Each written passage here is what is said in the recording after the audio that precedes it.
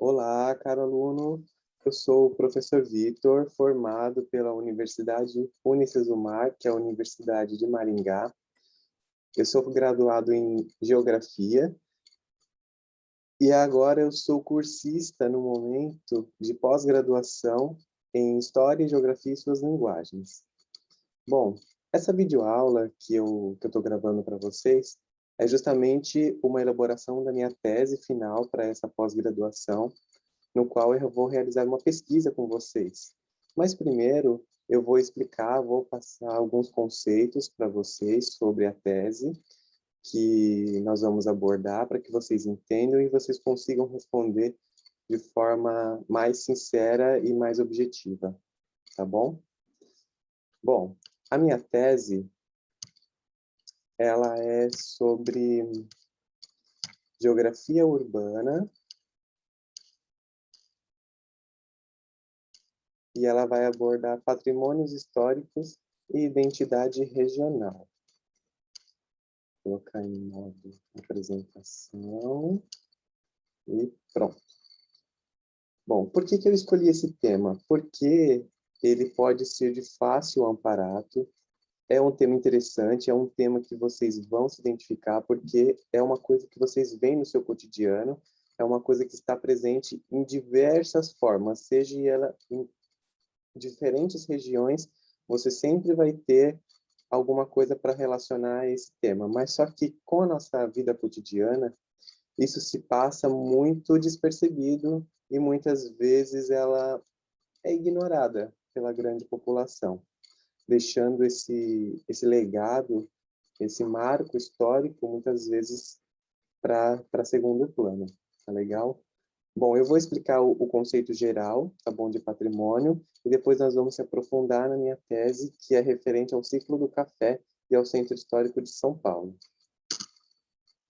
Bom, a definição de patrimônio, né? Segundo a Unesco, que é a Organização das Nações Unidas de Educação, Ciência e Cultura, patrimônio cultural é fundamental importância para a memória, identidade e criatividade dos povos e da riqueza das culturas. Tá?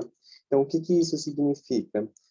Ele basicamente ele preserva tudo aquilo que o homem ele fez, tudo que o homem ele realizou, tudo que o homem ele viveu, tá? Por isso que ele é um patrimônio cultural, porque ele traz a identificação, ele traz as características de uma era, de um marco, de um povo. E isso você vai encontrar em diversos aspectos, tá legal? Patrimônio cultural mundial é composto por monumentos, grupos, edifícios, sítios que tenham um excepcional e universo valor histórico, estético, arqueológico, científico, etnológico ou antropológico. Foi o que eu acabei de explicar para vocês. E patrimônio natural, que são as nossas belezas, né? Que são as nossas florestas, os habitats, tudo que é natural, que não foi feito pelo homem, tá? Patrimônio cultural material e intangível. Compreende as expressões da vida e tradições que as comunidades, grupos e indivíduos pelas partes do mundo recebem seus ancestrais, passam seus conhecimentos a seus descendentes. O que seria isso para vocês compreenderem melhor?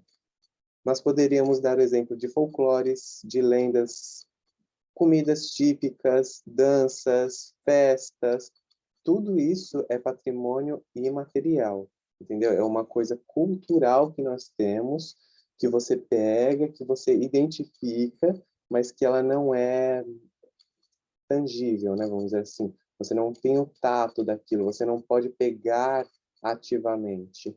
Por isso que é um patrimônio cultural imaterial, que você identifica, que você se vê fazendo muitas vezes, apreciando aquilo, mas que não tem o tato, tá? Após essa definição, antes de nós começarmos a abordar o ciclo do café mesmo, que é a minha tese, fica a definição para vocês, né? A definição não, né? A proposição. Você consegue começar a reconhecer esses fatores no seu presente, no seu cotidiano? Vale ressaltar que vamos aprofundar no ciclo do café, então pense, quais as influências esse ciclo refletiu na sua vida? Será que existe ligação com a atualidade? Possuímos patrimônios imateriais desse ciclo? Será? Será que a feijoada, aquele cafezinho que popularmente muitas pessoas gostam, a capoeira, algumas festas regionais, algumas religiões, será que tudo isso não é uma espécie de patrimônio? Será que nós não temos monumentos, não temos museus, não temos arquiteturas que refletem a esse período? Olha que isso é bem interessante, hein? E é uma coisa que é fácil de ser aplicada, é uma coisa que vocês conseguem visualizar e conseguem se definir. Tá legal? Bom, o ouro negro. O que foi esse ouro negro? O ciclo do café ele é marcado por mais ou menos 100 anos, um pouco mais, né, pelo século XIX, que ele perdurou de 1800 até 1930, quando teve a grande crise de 1929, que foi a quebra da Bolsa de Valores de Nova York, e então o ciclo do café ele se rompeu. Veio então a Era Vargas em 1930 e começou a industrialização do Brasil, acabando com esse ciclo de monocultura que a gente vinha fazendo há muitos séculos, tá? Antes do ciclo do café, nós também partimos do ciclo da cana-de-açúcar e do ciclo do algodão, e por algumas produções da cacaveira, que seria o ciclo do cacau, tá? Ele não ficou tão forte, ele era uma produção em massa, principalmente na região do Nordeste, ali da Bahia, mas ele não teve uma abrangência tão grande, tá bom? Bom, todas essas fazendas, elas eram de monocultura. O que isso significa? Que só apenas era cultivado um produto. Então, você não tinha uma produção de café, uma produção de trigo, uma produção de soja, uma produção de outras diversidades. Era só café que era comercializado porque era isso que dava dinheiro, era isso que era vendido, era isso que fazia a economia rodar, tá? Quando a cafeicultura ela foi implementada e foi substituída, né, dos outros ciclos, a gente tinha ainda uma predominância muito forte da mão escrava vinda, né, da nossa colonização. Conforme isso foi perdurando perante os anos, essa escravidão ela foi perdendo força justamente pela abolição e por outros fatores, e nós começamos a receber os nossos imigrantes, né, que foram os vários povos de outras regiões do mundo que vieram para o Brasil para construir, para trabalhar, para formar e fundar essa terra, esse país tão miscigenado que nós somos hoje em dia, tá? Com o ciclo do café, a nossa região, principalmente na região sudeste, ela teve um grande crescimento economicamente e trouxe uma forte economia nacional, aonde o Brasil ele atingiu referências antes no mundo todo, exportando para vários lugares através dos nossos portos. Aqui no estado de São Paulo, por exemplo, nós temos o Porto de Santos, que é o maior porto da América Latina, e aonde eles escoavam todos esses grãos e faziam a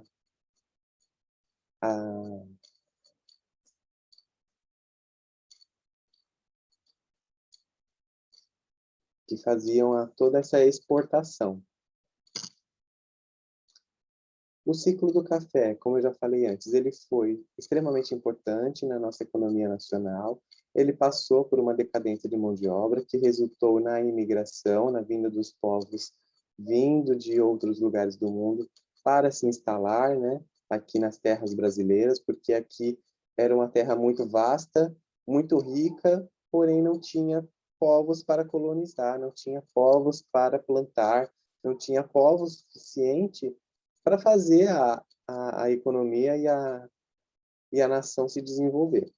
Então, foi feito um programa nacional de incentivo à imigração para esses povos virem para o Brasil, para que eles pudessem trabalhar, construir e assim por diante. Agora que nós entramos no aspecto de patrimônio e sobre um pouco do ciclo do café, a minha tese é justamente a base da interação com uma intervenção de uma visita de campo. Infelizmente, essa visita de campo ela não é possível, justamente aos fatores atuais epidemiológicos, devido à pandemia do Covid-19. Então, a alternativa que eu encontrei foi fazer uma espécie de viagem, um tour virtual por alguns lugares do Centro Histórico de São Paulo. Aqui eu coloquei uma listagem, né, de várias coisas, vários monumentos que tem no Centro Histórico, e que nós vamos abordar alguns deles que refletem essa cultura, que refletem essa identidade e que deixaram um marco do ciclo do café dentro dessa era, né, que foi dentro desse ciclo realmente que o Brasil ele passou e enfrentou e que consta na nossa história. Edifício Martinelli e Bolsa de Valores de São Paulo. O edifício Martinelli, você pode ver pela arquitetura dele que ele foi um prédio contemporâneo, né, para a época. Ele foi um prédio audacioso e ele ainda existe, ele está de pé até hoje. E uma curiosidade é que ele foi o primeiro arranha-céu da América Latina, na cidade de São Paulo, que ele foi erguido. Ele é um marco histórico da arquitetura, ele é lindo. Vocês podem fazer uma visita, se vocês quiserem, ao terraço do prédio. Lá vocês vão ter uma visita panorâmica da cidade toda. E fora o contexto que ele foi construído, né, que foi para alavancar, ele foi resultante, né, de um novo estilo arquitetônico de arte. Ele veio justamente como um marco, foi um divisor. A Bolsa de Valores de São Paulo. Essa Bolsa de Valores de São Paulo, eu coloquei esse prédio também, porque São Paulo ele é conhecido mundialmente, né, por movimentar, é um dos grandes metrópoles, né, do mundo.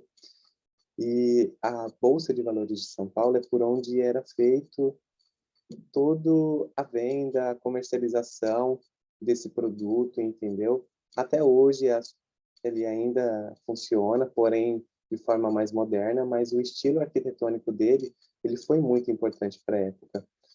Vamos imaginar, vamos idealizar que quando os senhores, né, os fazendeiros das grandes cafeiculturas, eles iam vender as sacas, eles passavam por uma cota, né, por um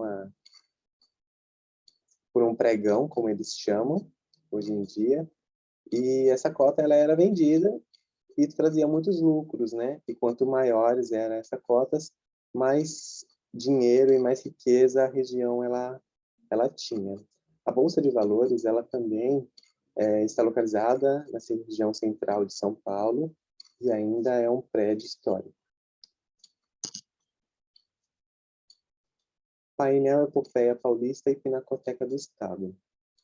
Esse painel e a Pinacoteca eu coloquei como uma viagem crucial porque ela representa muita arte, né? O ciclo do café ele trouxe muitas inspirações artísticas, né? Houve muita mudança no cenário brasileiro. O painel Epopeia Paulista, para vocês terem uma noção, ele fica na Estação da Luz, que fazia a ligação do interior das fazendas para a cidade de capital, justamente com a estação da Praça da Sé, que também tem essa função, né, de fazer o escoamento pelos trilhos do trem e trazer para a capital e depois, posteriormente, levar até o Porto de Santos. A Pinacoteca do Estado, hoje em dia, ela é um museu, né, mas ela já foi usada como biblioteca no passado. E esses fatores arquitetônicos, toda essa arte, nós podemos pegar as influências que tiveram dentro da Semana da Arte Moderna em 1922, onde nós temos exposições de grandes artistas como a Tarsila do Amaral, e nós temos um retrato, uma pintura dos imigrantes da própria Tarsila, que é um reflexo da nossa imigração. E isso é completamente o reflexo, você consegue ver o quanto esse ciclo ele foi importante na mudança, na identidade de como o povo brasileiro ele se identifica. Ele se olha, ele se permeia, entendeu? Você vê nos modelos arquitetônicos dos prédios daquela época, você vê nas obras de artes que foram influenciadas pelaquela época, você vê os reflexos que isso gerou perante a nossa sociedade. Aqui nós temos a Praça da Sé e a Catedral Metropolitana da Sé. Aqui, ó, é o Marco Zero, tá bom? Então, aqui é o Marco Zero de São Paulo. Eles colocaram essa Rosa dos Ventos justamente para mostrar que o São Paulo era o coração do Brasil, onde tudo se passava por São Paulo. Ali nós temos as rotas que mostram o caminho, a direção para Minas Gerais, para o Paraná, para o Mato Grosso, para Santos e assim por diante. A catedral, ela tem esse estilo vindo dos nossos colonizadores, né? Se percebe pela arquitetura dela europeia, esse estilo meio imperialista, meio gótico. E ela também é um reflexo desse período quando a família real veio para o Brasil, fugindo de Portugal e depois se instalando no Rio de Janeiro e passando por vários outros períodos, desde o republicano até o monarca e assim por diante. Rua São Bento. Essa Rua São Bento, ela tem um valor cultural muito grande, porque por aqui você vê claramente como a cidade ela construiu e ela se renovou conforme for passando dos anos. O ciclo do café, além de ele deixar um marco arquitetônico e cultural que nós temos hoje em dia, né? Ele também resultou no desenvolvimento, em todo esse amparato, no estilo de vida que as pessoas eles tinham. Você pensa e você analisa toda essa trajetória que teve nessas eras e você realmente vê o quanto que a cidade ela respira, o quanto a cidade muda conforme for passando os anos e assim vai se identificando e criando novos jeitos, novos contextos, e isso é extremamente interessante. É lindo de se ver quando você percebe que você tem o passado e o presente, a atualidade, porque os prédios arquitetônicos, né, que hoje em dia são patrimônios, eles já foram considerados modernos, né? Eles já foram marcos, eles já foram modelos, já foram inovações. Então você pode refletir, pode pensar e o que faria esses objetos, esses projetos serem tão marcantes que eles resultaram em um ciclo de uma era. Bom, o ciclo do café eu escolhi justamente porque ele tem essa interação, esse fácil dialeto, né?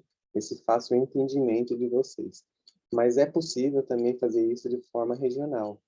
Tenho certeza que existem vários patronos, a história de cada cidade que vocês podem pesquisar, que você pode se aprofundar, pode conhecer, você pode visitar também, você pode simplesmente procurar para saber mais, entendeu? Mas em um contexto histórico, nós podemos pegar a cultura e a identidade de vários povos do mundo. Podemos analisar desde o Antigo Egito, com as pirâmides, com os faraós, como era um modelo de vida completamente diferente. Podemos avançar na linha do tempo e pegar a construção da Torre Eiffel, todo o estilo renascentista, o que os parisienses, a Revolução, da, da Revolução Francesa. Podemos avançar mais, pegar vários aspectos também. Podemos fazer um comparativo muito interessante com a Segunda Guerra Mundial, entre a guerra do capitalismo e o socialismo. E, nesse caso, eu coloco como exemplo o Muro de Berlim, onde a cidade ela foi dividida praticamente ao meio, né? Dividida entre leste e oeste do país. E era muito nítido as diferenças políticas, ideológicas e como isso refletia na população, nos aspectos. Outro fato interessante que nós podemos analisar são de costumes mesmo. Por exemplo, nós podemos pegar o templo Meijin, que é o maior templo de visitação do mundo. Esse é um templo sagrado lá no Japão. Ele foi erguido em homenagem ao imperador Meijin e a sua esposa. E essa era Meijin, como eles chamam, né, foi muito importante para o Japão. Eles têm as suas referências, eles têm o seu tradicionalismo, e foi uma homenagem após a sua morte. Então, tudo isso são costumes, eles são patrimônios ideológicos, são patrimônios culturais, não só de prédios, não só um patrimônio histórico, é um patrimônio de identidade que nós possuímos. E eu gostaria que vocês entendessem, que vocês compreendessem, e a partir de hoje vocês olhassem para esses centros históricos e se perguntassem, mas o porquê levou esse monumento, esse patrimônio a ter essa nomenclatura? Qual é a história? Qual foi a importância desse marco? Entendeu?